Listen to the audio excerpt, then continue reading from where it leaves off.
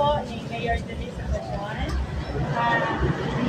Meron na pong malapit na mapupuntahan na mga masbateño para po mag-check up na kanilang Isa po ba sa mga itinuturing rin nating mga problema dito po in terms of eyes dito po sa Masbate, yung sa mata, yung pterygium and cataract?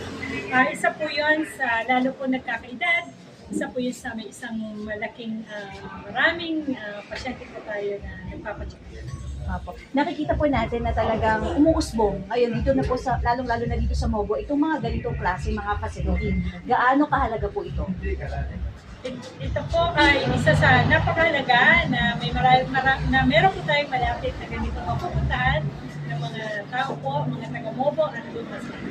Opo. May mensahe na lang po kayo sa mga taga-Masbate. Okay. So, magandang umaga po sa ating mga kapamasbateño. Meron pong iba po bago na bukas para makatuan ta, para magpa-check up sa ating mga mata. O kung kahinanglan po na magpa-opera, pwede po sa AccuVision Eye Care Center. Hindi po ini siya sa Barangay La Laguna, sa Mobo, Masbate. Isang-isa na lang po, gaano kahalaga po ba yung mabigyang pansin ang pangangalaga sa mata?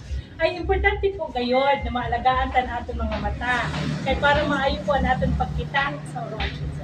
Thank you very much po. Salamat po. Maraming salamat po. Sige tayo. Thank you. Maraming salamat po. Lalayin Villas.